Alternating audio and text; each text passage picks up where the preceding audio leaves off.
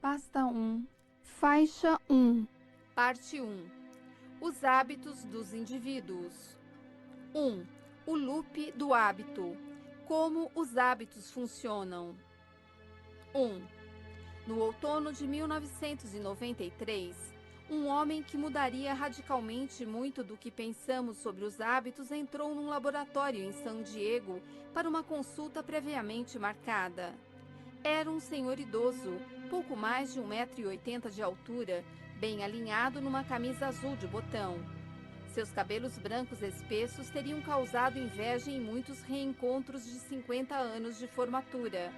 A artrite o fazia mancar de leve, enquanto percorria os corredores do laboratório, segurando a mão da mulher, andando devagar, como se receoso do que cada novo passo traria. Cerca de um ano antes, Eugene Pauli, ou, abre aspas, EP, fecha aspas, como ele ficaria conhecido na literatura médica, estava em sua casa, em Playa del Rey, preparando-se para o jantar, quando sua mulher mencionou que o filho deles, Michael, estava vindo visitá-los. Abre aspas. Quem é Michael? Fecha aspas, perguntou Eugene. Abre aspas. Seu filho, fecha aspas, disse a mulher Beverly. Abre aspas. Aquele que nós criamos, sabe? Fecha aspas. Eugene olhou para ela com um olhar vazio. Abre aspas. De quem você está falando? Fecha aspas, perguntou. No dia seguinte, ele começou a vomitar e se contorcer de cólica abdominal.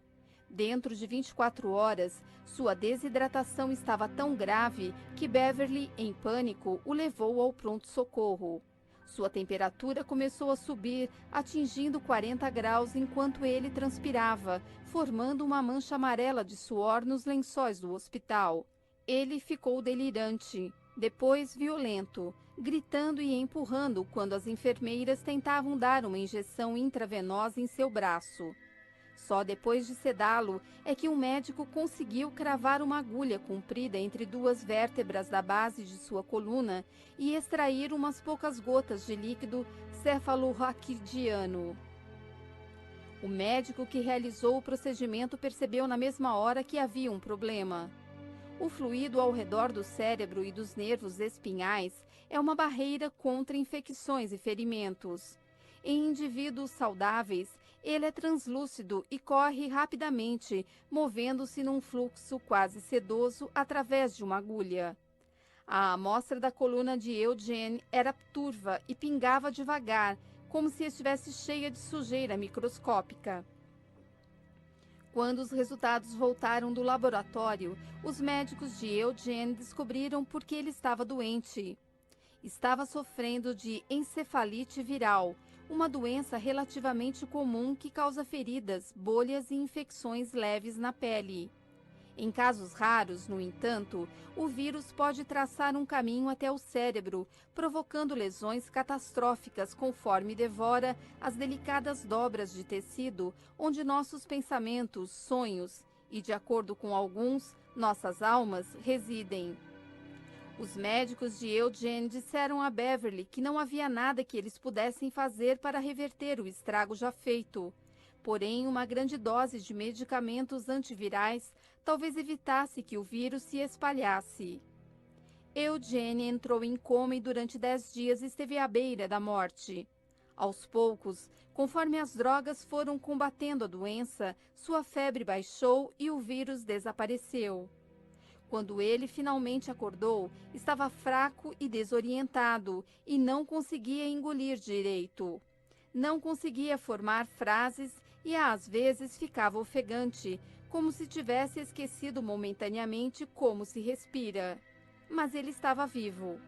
Por fim, Eugene estava bem o bastante para passar por uma bateria de testes. Os médicos ficaram surpresos ao descobrir que seu corpo, incluindo seu sistema nervoso, parecia em boa parte ileso. Ele conseguia mexer os membros e reagia a sons e luzes. Tomografias cerebrais, no entanto, revelaram sombras nefastas próximas do centro de seu cérebro. O vírus destruíra um trecho oval de tecido perto de onde o crânio encontrava a coluna vertebral. Abre aspas. Talvez ele não seja mais a pessoa que você lembra, fecha aspas, um dos médicos avisou a Beverly. Abre aspas, você precisa estar preparada caso seu marido não exista mais, fecha aspas. Eugene foi transferido para outra ala do hospital. Dentro de uma semana, já engolia com facilidade. Mais outra semana e ele começou a falar normalmente, pedindo gelatina e sal, mudando de canal na televisão e reclamando das novelas chatas. Quando foi enviado a um centro de reabilitação 5 semanas depois, Eugene andava pelos corredores e oferecia aos enfermeiros conselhos não solicitados sobre seus planos para o fim de semana. Abre aspas. Acho que nunca vi alguém voltar desse jeito. Fecha aspas, um médico disse a Beverly. Abre aspas, não quero alimentar suas esperanças, mas isso é surpreendente. Fecha aspas. Beverly, no entanto, continuava preocupada. Na clínica de reabilitação, ficou claro que a doença havia alterado seu marido de modos perturbadores. Por exemplo, Eugene era incapaz de lembrar que dia da semana era, ou os nomes de seus médicos e enfermeiros, por mais vezes que eles se apresentassem. Abre aspas. Por que eles não param de me fazer todas essas perguntas? Fecha aspas. Ele perguntou a Beverly um dia depois que um médico saiu de seu quarto. Quando finalmente voltou para casa, as coisas ficaram ainda mais estranhas. Eugene não parecia se lembrar dos amigos deles. Tinha dificuldade de acompanhar conversas. Às vezes, de manhã, saía da cama, andava até a cozinha, fritava bacon e ovos para comer. Depois voltava para debaixo das cobertas e ligava o rádio. 40 minutos depois, fazia a mesma coisa. Levantava, fritava bacon e ovos, voltava para a cama e mexia no rádio. Depois fazia tudo de novo. Assustada, Beverly procurou a ajuda de especialistas, entre os quais um pesquisador da Universidade da Califórnia em San Diego, especializado em perda de memória. E foi assim que, num dia ensolarado de outono, Beverly e Eugene se viram num prédio indistinto no campus da universidade, lentamente caminhando de mãos dadas por um corredor. Eles foram conduzidos a uma pequena sala de exames. Eugene começou a conversar com uma moça que estava usando um computador. Abre aspas. Trabalhei com eletrônica ao longo dos anos e fico impressionado com tudo isso. Fecha aspas, ele disse, apontando para a máquina em que ela estava digitando. Abre aspas. Quando eu era mais novo, essa coisa teria sido instalada em 2 suportes de 1,80 m, ocupando essa sala inteira. Fecha aspas. A mulher continuou digitando. Eugene deu uma risadinha. Abre aspas, isso é incrível, fecha aspas, ele disse. Abre aspas, todos esses circuitos impressos e díodos e tríodos. Na época em que eu trabalhava com eletrônica, teria 2 suportes de 1,80 m segurando essa coisa, fecha aspas. Um cientista entrou na sala e se apresentou. Perguntou a Eugene que idade ele tinha. Abre aspas, vejamos... 59 ou 60? Fecha aspas. Eugene respondeu. Ele tinha 71 anos. Os cientistas começaram a digitar no computador. Eugene sorriu e apontou para a máquina. Abre aspas. Isso é mesmo formidável. Fecha aspas, ele disse. Abre aspas. Sabe, quando eu trabalhava com eletrônica, teria 2 suportes de 1,80 m segurando essa coisa. Fecha aspas. O cientista era Larry Squire, 52 anos, um professor que passara as últimas 3 décadas estudando a neuroanatomia da memória. Sua especialidade era explorar como o cérebro armazena acontecimentos. Seu trabalho com Eugene, no entanto, logo lhe revelaria um novo mundo e para centenas de outros pesquisadores que remodelaram nossa compreensão de como os hábitos funcionam. Os estudos de Squire mostrariam que mesmo alguém incapaz de lembrar sua própria idade ou de quase qualquer outra coisa, pode desenvolver hábitos que parecem inconcebivelmente complexos, até você perceber que todo mundo depende de processos neurológicos semelhantes todos os dias. A pesquisa dele e dos outros ajudaria a revelar os mecanismos subconscientes que impactam as inúmeras escolhas que parecem ser fruto de um pensamento racional, mas, na verdade, são influenciadas por impulsos que a maioria de nós mal reconhece ou compreende. Quando Squire conheceu Eugene, já fazia semanas que ele vinha estudando imagens de seu cérebro. Os exames indicavam que quase toda a lesão dentro do crânio de Eugene se limitava a uma área de 5 centímetros perto do centro da cabeça.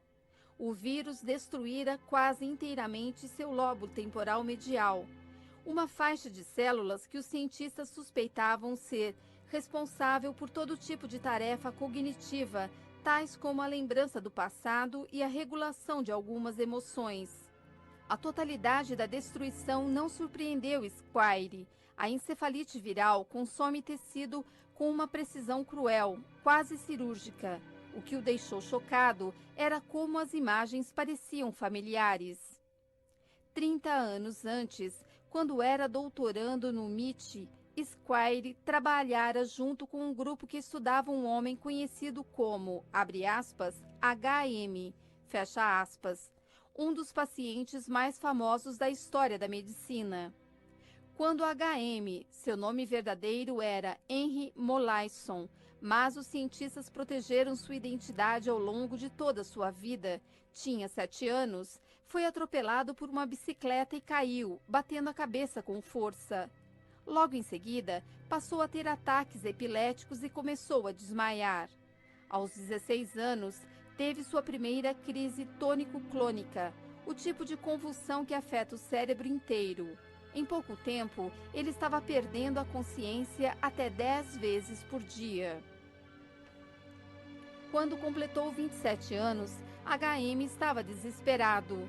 Os medicamentos anticonvulsivos não tinham ajudado. Ele era inteligente, mas não conseguia permanecer no emprego. Ainda morava com os pais. HM queria levar uma vida normal. Por isso, procurou a ajuda de um médico cuja tolerância com experimentos era maior que seu medo de cometer um erro médico.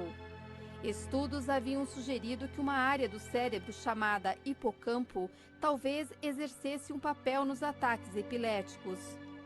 Quando o médico propôs fazer uma incisão na cabeça de HM, levantar a seção frontal de seu cérebro e, com um pequeno canudo, sugar de dentro de seu crânio o hipocampo e parte do tecido ao redor, HM deu o seu consentimento.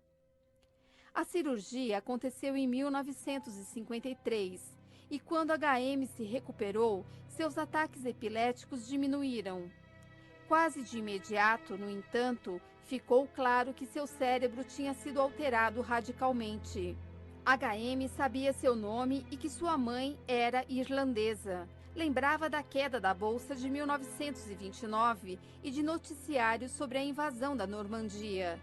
Mas quase tudo o que veio depois, todas as lembranças, experiências e esforços da maior parte da década antes da cirurgia, tinha sido apagado.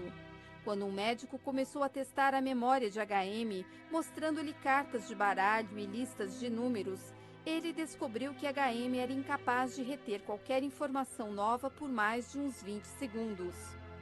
Desde o dia de sua cirurgia até sua morte em 2008, cada pessoa que HM encontrava, cada música que ouvia, cada sala em que entrava era uma experiência completamente nova.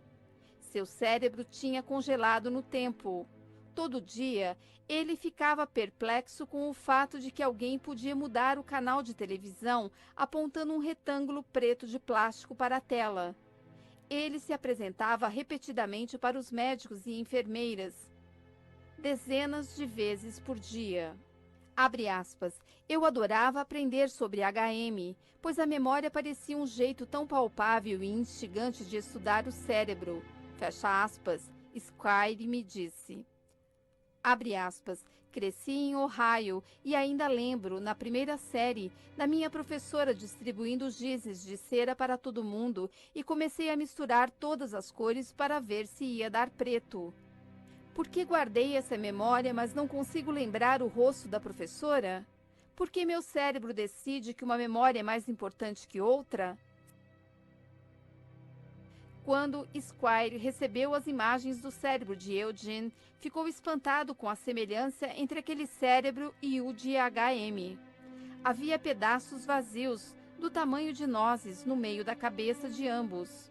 A memória de Eugene, assim como a de HM, tinha sido removida. Conforme Squire começou a examinar Eugene, no entanto, viu que aquele paciente era diferente de HM, em alguns aspectos cruciais.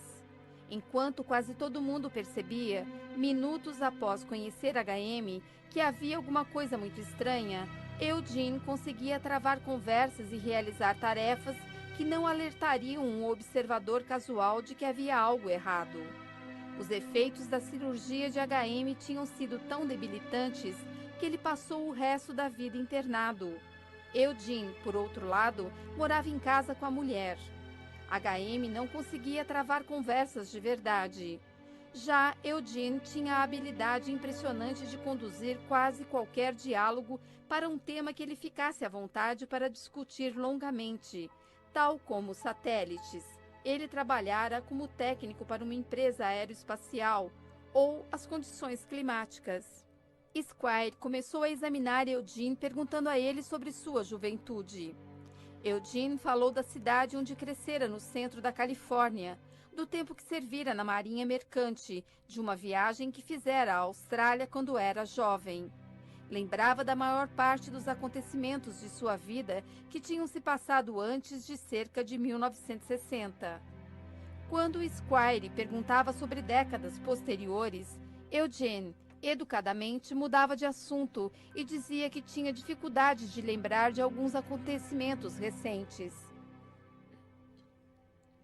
Squire realizou alguns testes de inteligência e descobriu que o intelecto de Eugene ainda era aguçado para um homem incapaz de se lembrar das 3 últimas décadas.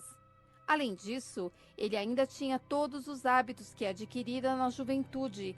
Por isso, sempre que Squire lhe dava um copo d'água ou o elogiava por uma resposta especialmente detalhada, Eugene agradecia e retribuía o elogio. Sempre que alguém entrava na sala, se apresentava e perguntava como tinha sido seu dia. Mas, quando Squire pediu que Eugene memorizasse uma série de números ou descrevesse o corredor em frente à porta do laboratório, o médico descobriu que seu paciente não conseguia reter nenhuma informação nova por mais de 1 minuto. Quando alguém mostrava a Eugene fotos de seus netos, ele não fazia ideia de quem eram. Quando Squire perguntava se ele se lembrava de ter ficado doente, Eugene dizia que não tinha lembrança alguma de sua doença, nem da estada no hospital. Na verdade, Eugene quase nunca lembrava que estava sofrendo de amnésia. Sua imagem mental de si mesmo não incluía a perda de memória, e já que ele não conseguia se lembrar da lesão, não conseguia conceber que havia algo de errado. Nos meses após conhecer Eugene, Squire realizou experimentos que testavam os limites de sua memória. A essa altura, Eugene e Beverly tinham se mudado de Playa del Rey para San Diego para ficar mais perto da filha, e Squire muitas vezes os visitava para fazer exames. Um dia, Squire pediu que Eugene esboçasse uma planta de sua casa. Ele foi incapaz de desenhar um mapa rudimentar mostrando onde ficava a cozinha ou o quarto. Abre aspas. Quando você levanta da cama de manhã, como sai do quarto? Fecha aspas. Squire perguntou. Abre aspas. Olha, fecha aspas, disse Eugene. Abre aspas. Não sei direito. Fecha aspas. Squire tomou notas em seu laptop e, enquanto o cientista digitava, Eugene se distraiu. Olhou de relance para o outro lado da sala e então se levantou, andou até um corredor e abriu a porta do banheiro. Uns poucos minutos depois, Squire ouviu a descarga, a torneira aberta e Eugene enxugando as mãos nas calças. Voltou para a sala e sentou-se outra vez na cadeira ao lado de Squire. Esperou pacientemente pela próxima pergunta. Na época, ninguém se perguntou como um homem incapaz de desenhar um mapa de sua própria casa conseguia achar o banheiro sem hesitação. Mas essa pergunta e outras parecidas acabariam levando a uma série de descobertas que transformaram nossa compreensão do poder dos hábitos. Isso ajudaria a deflagrar uma revolução científica que hoje envolve centenas de pesquisadores que estão aprendendo pela primeira vez a entender todos os hábitos que influenciam nossas vidas. Quando Eugene sentou-se à mesa, olhou para o laptop de Squire. Abre aspas, isso é impressionante, fecha aspas, ele disse, apontando para o computador. Abre aspas, sabe, quando eu trabalhava com eletrônica, teria 2 suportes de 1,80 m segurando essa coisa, fecha aspas. Nas primeiras semanas depois que eles se mudaram para a casa nova, Beverly tentava tirar Eugene de casa todo dia. Os médicos haviam lhe dito que era importante que ele se exercitasse, e se Eugene ficava dentro de casa por muito tempo, deixava Beverly maluca, fazendo as mesmas perguntas inúmeras vezes, num loop infinito. Por isso, toda manhã e toda tarde, ela o levava para dar um passeio no quarteirão, sempre juntos e sempre seguindo o mesmo itinerário. Os médicos tinham avisado a Beverly que ela precisaria monitorar Eugene constantemente. Disseram que, se ele algum dia se perdesse, nunca mais conseguiria achar o caminho de casa. Mas, certa manhã, enquanto ela se vestia, Eugene saiu despercebido pela porta da frente. Ele tinha uma tendência a perambular de um cômodo para o outro, por isso Beverly levou um tempo para perceber que ele tinha sumido. Quando percebeu, entrou em pânico. Correu para a rua e tentou enxergá-lo. Não conseguiu vê-lo. Foi até a casa dos vizinhos e esmurrou as janelas. As casas eram parecidas. Será que Eugene tinha se confundido e entrado em outra? Ela correu até a porta e tocou a campainha até alguém atender. Eugene não estava lá. Ela correu de volta para a rua, seguindo o quarteirão, gritando o nome de Eugene. Estava chorando. E se ele tivesse ido a algum lugar com trânsito? Como diria alguém onde morava? Ela já estava fora fazia 15 minutos, procurando em toda parte. Então correu para casa a fim de ligar para a polícia. Quando ela entrou afoita pela porta, encontrou Eugene na sala, sentado em frente à televisão, assistindo ao History Channel. As lágrimas dela o deixaram confuso. Ele disse que não lembrava de ter saído, não sabia onde estivera e não conseguia entender por que ela estava tão perturbada. Então Beverly viu uma pilha de pinhas na mesa, como as que vira no quintal de um vizinho mais adiante na rua. Ela se aproximou e olhou as mãos de Eugene. Seus dedos estavam melados de seiva. Foi então que ela se deu conta de que Eugene tinha saído sozinho para caminhar. Ele tinha andado até o final da rua e catado alguns souvenirs. E achar o caminho de casa. Em pouco tempo, Eugene estava saindo para caminhar toda manhã. Beverly tentava impedi-lo, mas era inútil. Abre aspas. Mesmo se eu falasse para ele ficar em casa, uns poucos minutos depois, ele não lembrava mais. Fecha aspas, ela me disse. Abre aspas. Eu o segui algumas vezes para garantir que ele não ia se perder, mas ele sempre voltava são e salvo. Fecha aspas. Às vezes voltava com pinhas ou pedras. Uma vez voltou com uma carteira, outra com um cachorrinho. Nunca se lembrava de onde essas coisas tinham vindo. Quando Squire e seus assistentes ficaram sabendo dessas caminhadas, começaram a suspeitar que estava acontecendo alguma coisa dentro da cabeça de Eugene que não tinha nada a ver com a sua memória consciente. Então projetaram um experimento. Uma assistente de Squire visitou a casa um dia e pediu que Eugene desenhasse um mapa do quarteirão onde morava. Ele não conseguiu, mas Onde a casa dele estava situada na rua? Ela perguntou. Ele desenhou um pouquinho, depois se esqueceu da tarefa. Ela pediu que ele apontasse qual porta dava para a cozinha. Eugene olhou o cômodo à sua volta. Disse que não sabia. Ela perguntou a Eugene o que ele faria se estivesse com fome. Ele levantou, andou até a cozinha, abriu um armário e tirou um pote de amendoins. Mais tarde, naquela semana, um visitante acompanhou Eugene em sua caminhada diária. Eles andaram por cerca de 15 minutos pela eterna primavera do sul da Califórnia, com o ar carregado do cheiro de bougainvillias. Eugene não falou muito, mas sempre guiava o caminho e parecia saber aonde estava indo. Nunca pedia informações. Quando eles dobraram a esquina perto da casa dele, o visitante perguntou a Eugene onde ele morava. Abre aspas, não sei exatamente, fecha aspas, respondeu. Então seguiu pela sua calçada, abriu sua porta da frente, entrou na sala e ligou a televisão. Ficou claro para Squire que Eugene estava absorvendo informações novas. Mas onde dentro de seu cérebro estavam morando essas informações? Como alguém podia achar um pote de amendoins quando não sabia dizer onde ficava a cozinha? Ou achar o caminho de casa quando não fazia ideia de qual era a sua? Como, Squire se perguntou, os novos padrões comportamentais estavam se formando dentro do cérebro avariado de Eugene? 2. Dentro do prédio que abriga o Departamento de Ciências Cerebrais e Cognitivas do Massachusetts Institute of Technology, há laboratórios que contêm o que, para um observador leigo, pareceriam salas de cirurgia de uma casa de bonecas. Lá existem bisturis minúsculos, pequenas brocas e serras em miniatura de menos de 6 milímetros de largura, presas a braços robóticos. Mesmo as mesas de operação são muito pequenas, como se preparadas para cirurgiões do tamanho de crianças. As salas são sempre mantidas numa temperatura de 15 graus, pois um toque gelado no ar estabiliza os dedos dos pesquisadores durante procedimentos delicados.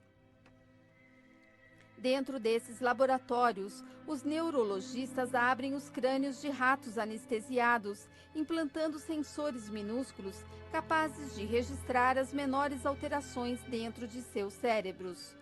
Quando os ratos acordam, mal parecem notar que agora há dezenas de fios microscópicos espalhados, como teias de aranhas neurológicas dentro de sua cabeça.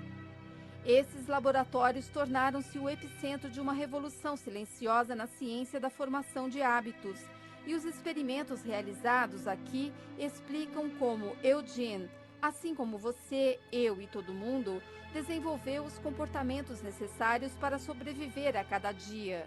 Os ratos desses laboratórios esclareceram os processos complexos que acontecem dentro de nossas cabeças sempre que fazemos algo tão mundano como escovar os dentes ou tirar o carro da garagem em marcha a ré. E para Squire, esses laboratórios ajudaram a explicar como Eugene conseguiu aprender novos hábitos. Quando os pesquisadores do MIT começaram a trabalhar com hábitos nos anos 1990, mais ou menos à mesma época em que Eugene foi acometido de sua febre, eles ficaram curiosos sobre um nó de tecido neurológico conhecido como gânglios basais. Se imaginarmos o cérebro humano como uma cebola, composto de camadas sobrepostas de células, então as camadas de fora, as mais próximas do couro cabeludo, são geralmente os acréscimos mais recentes de um ponto de vista evolutivo. Quando você cria uma nova invenção ou ri da piada de um amigo, são as partes mais externas do seu cérebro que estão em ação. É lá que acontecem os pensamentos mais complexos. Mais fundo dentro do cérebro e mais perto do tronco cerebral, onde o cérebro encontra a coluna, há estruturas mais antigas, mais primitivas. Elas controlam nossos comportamentos automáticos, como respirar e engolir, ou a reação de susto que sentimos quando alguém pula de trás de um arbusto. Mais para o centro do crânio, Há um nó de tecido do tamanho de uma bola de golfe que é parecido com aquilo que se encontra dentro da cabeça de um peixe, réptil ou mamífero. Esses são os gânglios basais, um oval de células que, durante anos, os cientistas não entendiam muito bem, a não ser por suspeitas de que ele desempenhava um papel em doenças como o mal de Parkinson. No começo dos anos 1990, os pesquisadores do MIT começaram a cogitar que os gânglios basais talvez pudessem ser essenciais para os hábitos também. Notaram que animais com lesões nos gânglios basais de repente começavam a ter problemas com tarefas, como aprender a atravessar labirintos ou memorizar como abrir recipientes. Decidiram fazer experimentos usando novas microtecnologias que lhes permitiram observar, nos mínimos detalhes, o que estava acontecendo dentro da cabeça de cada rato enquanto ele realizava dezenas de rotinas. Numa cirurgia, inseria-se no crânio do rato algo parecido com um pequeno joystick com dezenas de fios minúsculos. Depois disso, o animal era colocado num labirinto em formato de T com chocolate numa das pontas. O labirinto era estruturado de modo que cada rato ficasse posicionado atrás de uma divisória que se abria fazendo um clique alto. No começo, quando um rato escutava o clique e via a divisória desaparecer, geralmente ia e voltava pelo corredor do meio, farejando os cantos e arranhando as paredes. Parecia sentir o cheiro do chocolate, mas não conseguia descobrir como achá-lo. Quando chegava ao topo do T, muitas vezes virava à direita afastando-se do chocolate e depois acabava indo para a esquerda, às vezes fazendo uma pausa sem nenhum motivo óbvio. Por fim, a maioria dos animais descobria a recompensa, mas não havia padrão discernível no caminho deles. Era como se cada rato estivesse dando um passeio descontraído sem pensar. As sondas nas cabeças dos ratos, no entanto, contavam uma história diferente. Enquanto cada um deles percorria o labirinto, seu cérebro, e em particular, seus gânglios basais, trabalhava intensamente. Cada vez que um rato farejava o ar ou arranhava uma parede, seu cérebro explodia de atividade, como se analisando cada novo cheiro, imagem e som. O rato estava processando informações durante todo o tempo em que perambulava. Os cientistas repetiram o experimento diversas vezes, observando como a atividade cerebral de cada rato se alterava conforme percorria centenas de vezes a mesma rota. Uma série de mudanças lentamente surgiu. Os ratos pararam de farejar cantos e virar para o lado errado. Em vez disso, atravessaram o labirinto cada vez mais depressa. E dentro de seus cérebros, algo inesperado aconteceu. Conforme cada rato aprendia a se orientar no labirinto, sua atividade mental diminuía. À medida que o caminho se tornava cada vez mais automático, os ratos começaram a pensar cada vez menos. Era como se, nas poucas vezes em que um rato explorava o labirinto, seu cérebro tivesse que trabalhar com força total para dar conta de todas as informações novas. Mas, após alguns dias percorrendo o mesmo caminho, o rato não precisava mais arranhar as paredes nem farejar o ar, e por isso a atividade cerebral associada aos atos de arranhar e farejar ia cessando. Ele não precisava escolher para que direção virar, portanto, os centros de tomada de decisão do cérebro ficavam em silêncio. Só o que ele tinha que fazer era lembrar o caminho mais rápido até o chocolate. Dentro de uma semana, até as estruturas cerebrais relacionadas à memória tinham se aquietado. O rato havia internalizado como atravessar o labirinto, correndo, num tal grau que quase não precisava pensar. Porém, essa internalização, correr reto, dobrar à esquerda, comer o chocolate, dependia dos gânglios basais, como as sondas cerebrais indicavam.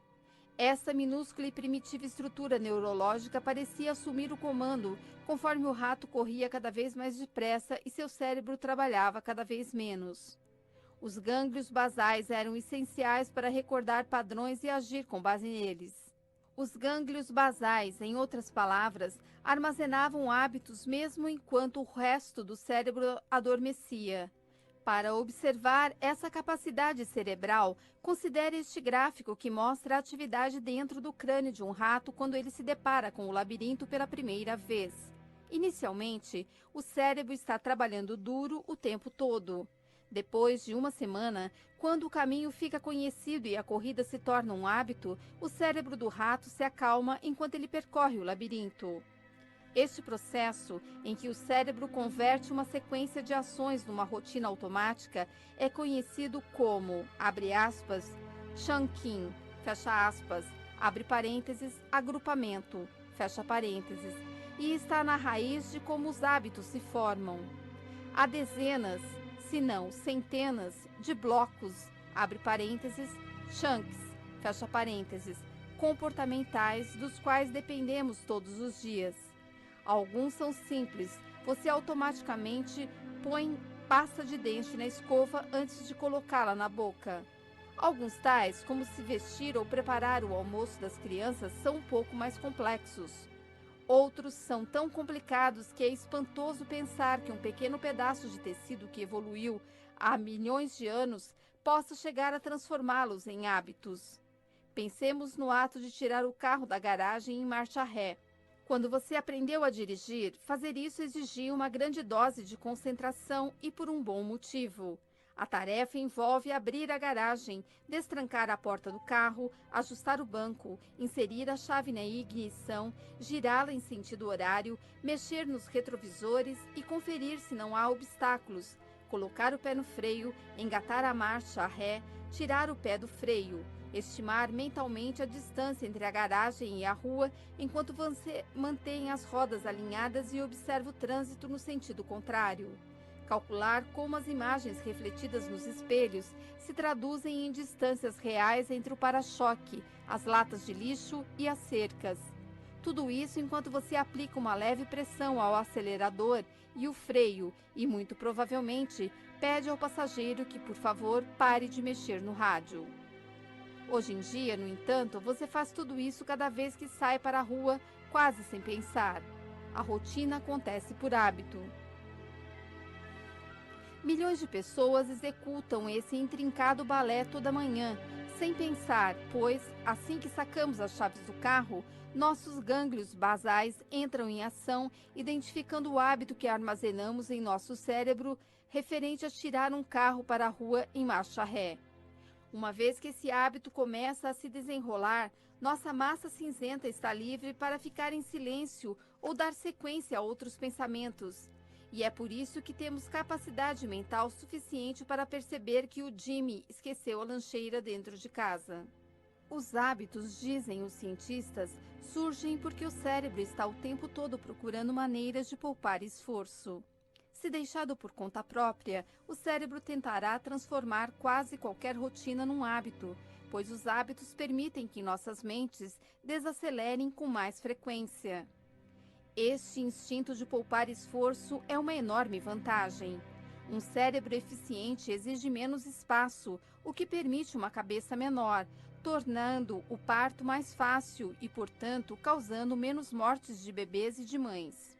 Um cérebro eficiente também nos permite parar de pensar constantemente em comportamentos básicos, tais como andar e escolher o que comer, de modo que podemos dedicar energia mental para inventar lanças, sistemas de irrigação e, por fim, aviões e videogames.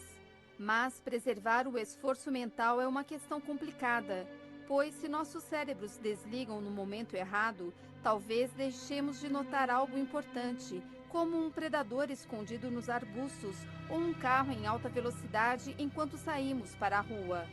Por isso, nossos gânglios basais desenvolveram um sistema inteligente para determinar quando devem permitir que os hábitos assumam o comando. É algo que acontece sempre que um bloco de comportamento começa ou termina. Para ver como isso funciona, observe de novo atentamente o gráfico do hábito neurológico do rato. Note que a atividade cerebral atinge seus picos no começo do labirinto, quando o rato ouve o clique antes que a divisória comece a se mexer, e outra vez no final, quando ele acha o chocolate. Esses picos são o modo como o cérebro determina quando deve ceder o controle a um hábito e qual hábito deve usar. De trás de uma divisória, por exemplo, é difícil para um rato saber se ele está dentro de um labirinto conhecido ou de um armário desconhecido com um gato à espreita do lado de fora. Para lidar com essa incerteza, o cérebro despende muito esforço no começo de um bloco de comportamento, procurando alguma coisa, uma deixa, que lhe forneça uma pista de qual hábito usar.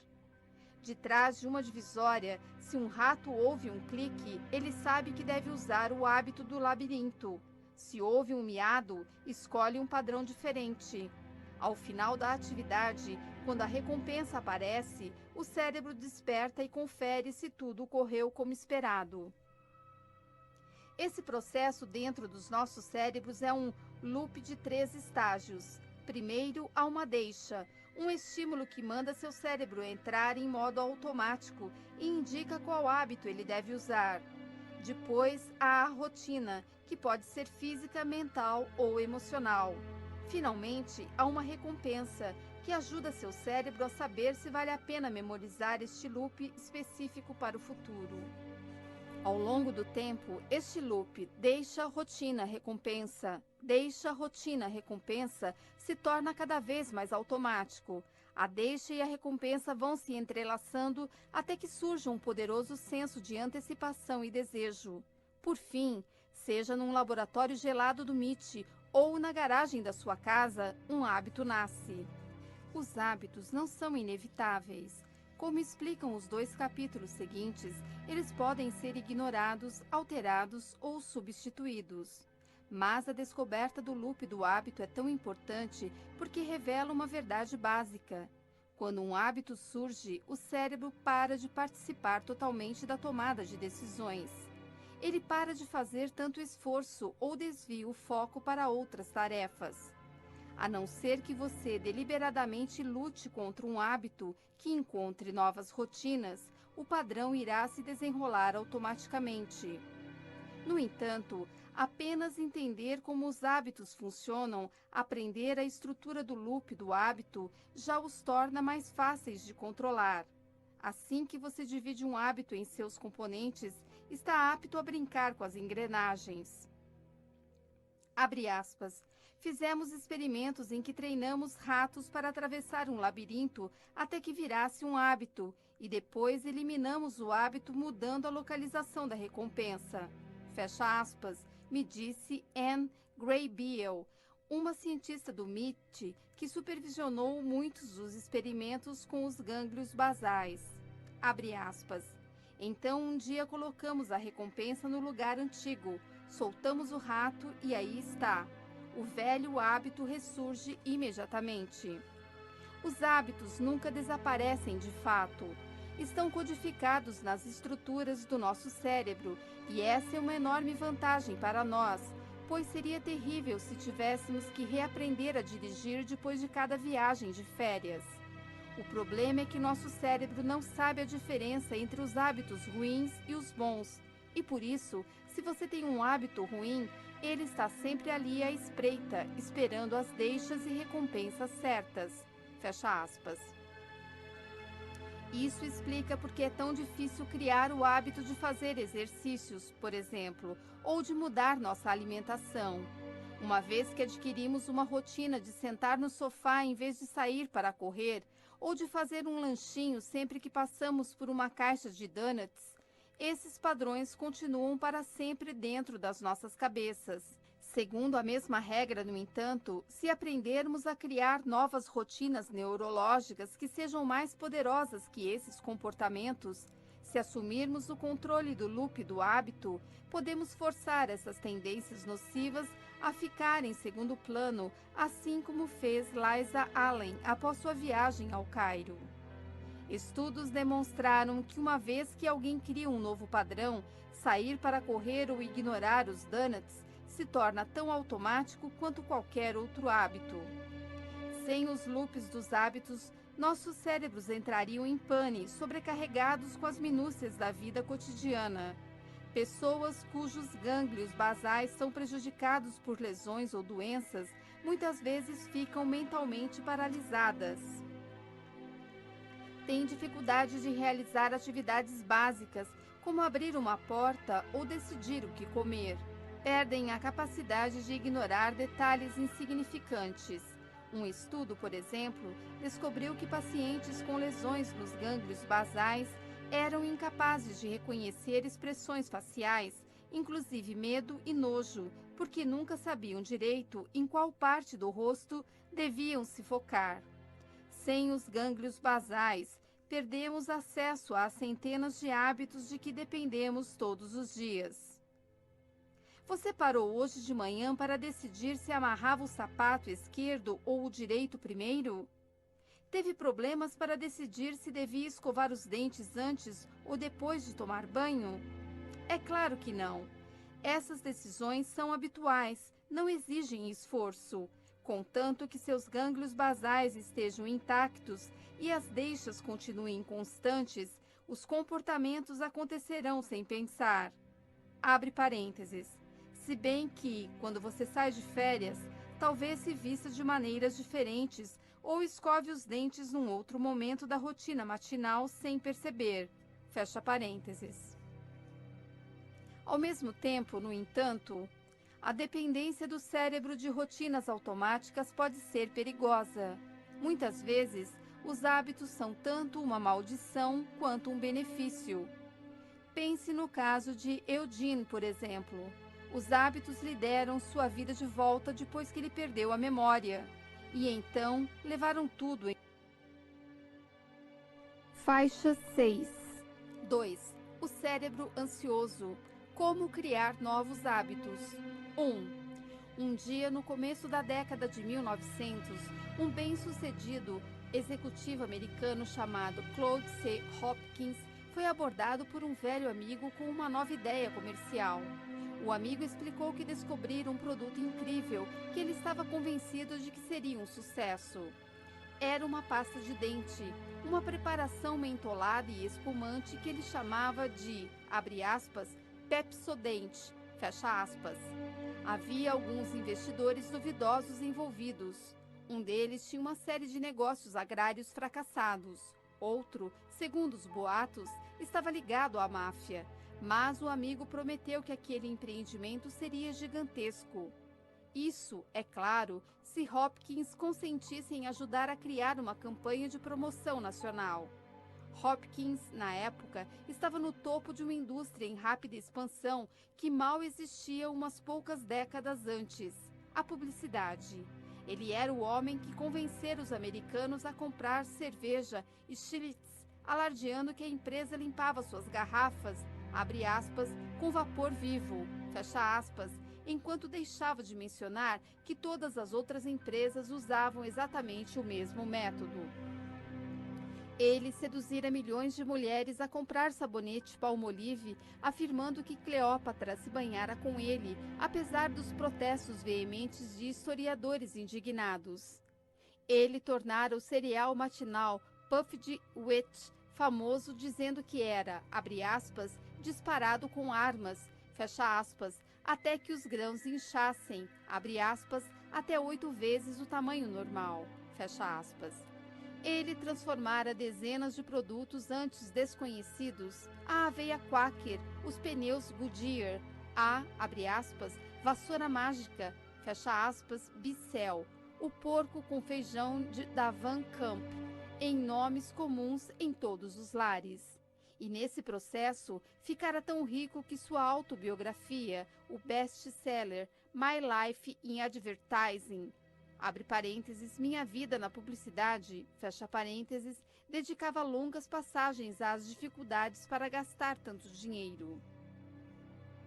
No entanto, Claude Hopkins era mais conhecido por uma série de regras que criou, explicando como formar novos hábitos entre consumidores. Essas regras transformariam indústrias inteiras e acabariam se tornando uma sabedoria convencional entre marqueteiros, reformadores pedagógicos, profissionais da saúde pública, políticos e diretores executivos. Mesmo hoje, as regras de Hopkins influenciam tudo, desde como compramos produtos de limpeza até os recursos que os governos usam para erradicar doenças. Elas são fundamentais à criação de qualquer nova rotina. No entanto, quando esse velho amigo abordou Hopkins para falar da Pepsodent, o publicitário demonstrou apenas um leve interesse. Não era segredo que a saúde dentária dos americanos estava em rápido declínio. Conforme a nação se tornara mais endinheirada, as pessoas haviam começado a comprar maiores quantidades de produtos com açúcar e processados.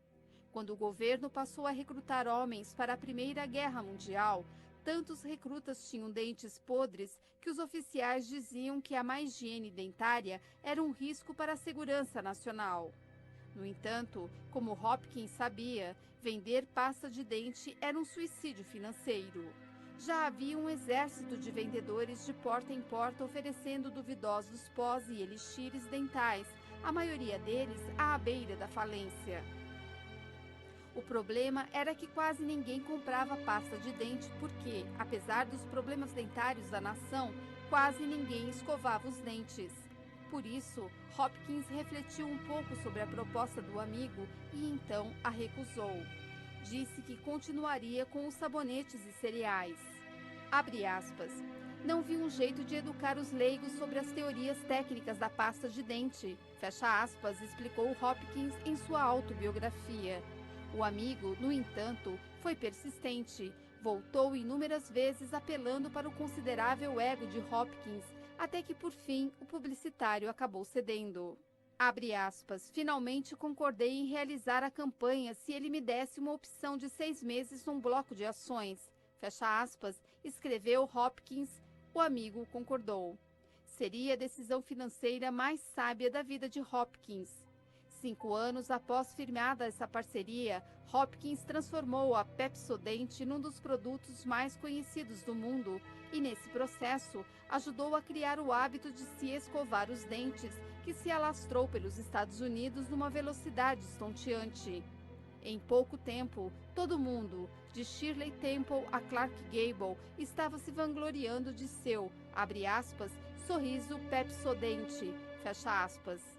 Em 1930, a Pepsodent já era vendida na China, África do Sul, Brasil, Alemanha e em quase todos os lugares onde Hopkins pudesse comprar anúncios. Uma década depois da primeira campanha da Pepsodent, pesquisadores descobriram que escovar os dentes se tornara um ritual diário para mais da metade da população americana. Hopkins ajudara a estabelecer a escovação como uma atividade diária. O segredo de seu sucesso, Hopkins se gabaria depois, era que ele achava um certo tipo de deixa e recompensa que alimentara um hábito específico. É uma alquimia tão poderosa que, mesmo hoje, os princípios básicos ainda são usados por gigantes dos bens de consumo, criadores de videogames, produtores de alimentos, hospitais e milhões de vendedores no mundo todo. Eugene Pauli nos ensinou sobre o loop do hábito. Porém, foi Claude Hopkins quem mostrou como novos hábitos podem ser cultivados e alimentados. Então, o que foi exatamente que Hopkins fez? Ele criou um anseio. E esse anseio, como se descobriu, é o que faz com que as deixas e recompensas funcionem. Esse anseio é o que alimenta o loop do hábito. Ao longo de sua carreira, uma das táticas que se tornaram marca registrada de Claude Hopkins era encontrar estímulos simples para convencer os consumidores a usar seus produtos todos os dias. Ele vendia aveia Quaker, por exemplo, como um cereal matinal capaz de fornecer energia para 24 horas, mas só se você comesse uma tigela toda manhã. Anunciava tônicos que curavam dores de barriga, dores nas juntas, pele ruim e, abre aspas, problemas femininos, fecha aspas, mas só se você tomasse o remédio logo na primeira aparição dos sintomas. Em pouco tempo, as pessoas estavam devorando aveia no raiar do dia ou bebendo goles de garrafinhas marrons sempre que sentiam qualquer indício de fadiga ou indigestão, o que, por sorte, acontecia pelo menos uma vez por dia. Para vender Pepsodent, então, Hopkins precisava de um estímulo que justificasse o uso diário da pasta de dente. Ele sentou-se com uma pilha de livros técnicos sobre saúde dentária. Abre aspas, foi uma leitura árida, fecha aspas, ele escreveu depois. Abre aspas, mas no meio de um dos livros achei uma referência às placas de mucina nos dentes, que depois eu chamei de A Película. Isso me deu uma ideia atraente. Resolvi anunciar essa pasta de dente como um criador de beleza, lidar com essa película turva, fecha aspas. Ao focar-se na película dentária, Hopkins estava ignorando o fato de que esta mesma película sempre cobriu os dentes das pessoas e nunca parecia incomodar ninguém. Ela é uma membrana natural que se forma nos dentes a despeito do que você come ou da frequência com que escova os dentes. As pessoas nunca tinham prestado muita atenção a ela e não havia muito motivo para que devessem prestar. Você pode se livrar da película comendo uma maçã, passando os dedos nos dentes, escovando-os ou fazendo um bochecho vigoroso com algum líquido. A pasta de dente não fazia nada para ajudar a remover a película. Na verdade, um dos principais pesquisadores de saúde dentária da época disse que todas as pastas de dente, especialmente Pepsodent, eram inúteis. Isso não impediu que Hopkins explorasse sua descoberta. Aqui, decidiu ele, estava uma deixa que podia deflagrar um hábito. Em pouco tempo, cidades estavam cobertas de anúncios de Pepsodent. Abre aspas, é só você passar a língua nos dentes, fecha aspas, dizia um deles. Abre aspas, vai sentir uma película. É isso que faz seus dentes parecerem sem vida e facilita o apodrecimento, fecha aspas. Abre aspas, note quantos dentes bonitos são vistos por toda parte, fecha aspas, dizia outro anúncio, mostrando beldades sorridentes. Abre aspas, milhões de pessoas estão usando um novo método de limpeza dentária. Por que uma mulher gostaria de ter uma película opaca nos dentes? Pepsodent remove a película, fecha aspas. O brilhante desses anúncios era que eles dependiam de uma deixa, a película dentária, que era universal e impossível de ignorar. Dizer para alguém passar a língua nos dentes, na verdade, provavelmente faz com que a pessoa passe a língua nos dentes. E quando fazia isso, provavelmente sentia uma película. Hopkins encontrara uma deixa simples, que existia havia milênios, e era tão fácil de deflagrar que um anúncio podia fazer com que as pessoas obedecessem automaticamente. Além disso, a recompensa, como Hopkins previu, era ainda mais sedutora. Quem, afinal, não quer ser mais bonito? Quem não quer um sorriso mais bonito? Principalmente quando a única atitude necessária é uma rápida escovada com Pepsodent? Após o lançamento da campanha, uma semana calma se passou. Depois 2. Então, na terceira semana, a procura explodiu. Havia tantos pedidos de Pepsodent que a empresa não conseguia dar conta. Em 3 anos, o produto virou internacional e Hopkins estava criando anúncios em espanhol, alemão e chinês. Dentro de uma década, a Pepsodent era um dos produtos mais vendidos do mundo. Continuaria sendo a pasta de dente mais vendida dos Estados Unidos durante mais de 30 anos, rendendo bilhões de dólares. Antes de a Pepsodent surgir, apenas 7% dos americanos tinham um tubo de pasta de dente no armarinho do banheiro. Uma década depois que a campanha publicitária de Hopkins foi veiculada nacionalmente, esse número pulara para 65%. Ao fim da Segunda Guerra Mundial, a preocupação das Forças Armadas com os dentes dos recrutas diminuíra, pois muitos soldados estavam escovando os dentes todos os dias. Abre aspas, ganhei $1 milhão com a Pepsodent, fecha aspas, Hopkins escreveu uns poucos anos depois que o produto surgiu nas prateleiras. O segredo, disse, era que ele, abre aspas, aprendera a psicologia humana certa, fecha aspas. Essa psicologia era fundamentada em 2 regras básicas. Primeira, ache uma deixa simples e óbvia. Segunda, defina claramente as recompensas. Se você acertasse esses elementos, prometia Hopkins, era como mágica. Veja o caso da Pepsodent.